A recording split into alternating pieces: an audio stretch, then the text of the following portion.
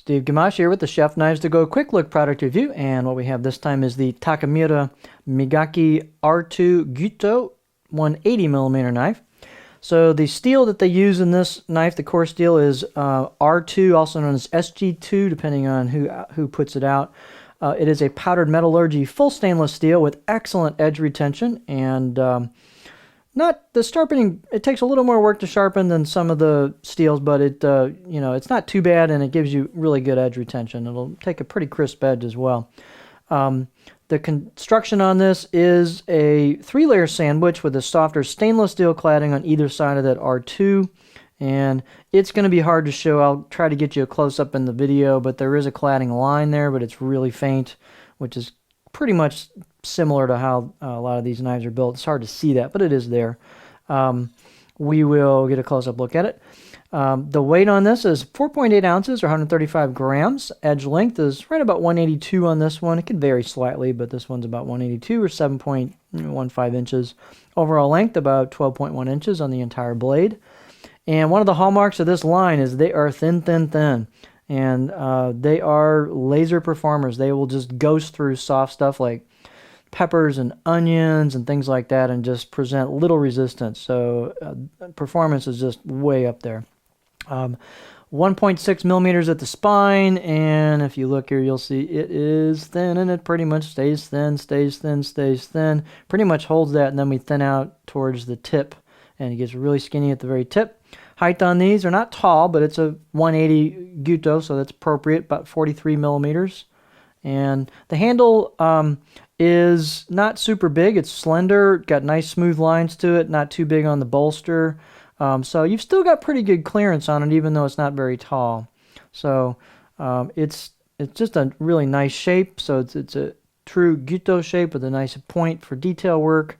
And enough height, unless you've got really big fingers for board work, no problem. Handle is a stabilized Packawood that has a rosewood color, I believe, is what we're looking at here. Fit and finish is really good all the way around. On the handle, on the spine, on the choil. So out of the box edges, and these are typically pretty good. This one I'll give it a 6, 7 out of 10. And they're nice and thin at the edge. Here is a look at the blade. And you can see it's got a machine finish to it with vertical marks on it. You've got some embossed symbols, and I think this is hand chiseled. Pretty sure that's hand chiseled. And on the back, we've got some embossed kanji as well on the right side of the blade, or excuse me, the left side of the blade. You can see there, that's probably a good picture of it. There's the core steel peeking out at the edge. Again, it's a little hard to show that, but it's there.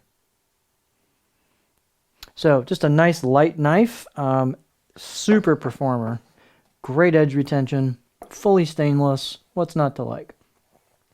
So here is the cutting board profile, and it's just a nice, they put a really nice smooth profile on these, so they usually do a really nice job on their profiles.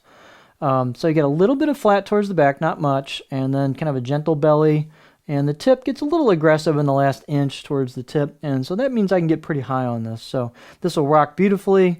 It'll push, pull, glide cuts really nicely. Not a pure chopper, but it's a 180. You're not going to expect that from a 180 Gyuto. At least most people shouldn't. But just a good all-around profile, in my opinion. So this is just a nice knife line. So there's another option. If the 210 Gyuto is a little too long for you, you've got somebody that's used to shorter knives, and you don't want a santoku, maybe think about something like this. It's not quite as tall. Maybe they'll like this a little bit better. So here you have the Takamura Migaki R2 Gyuto 180mm version.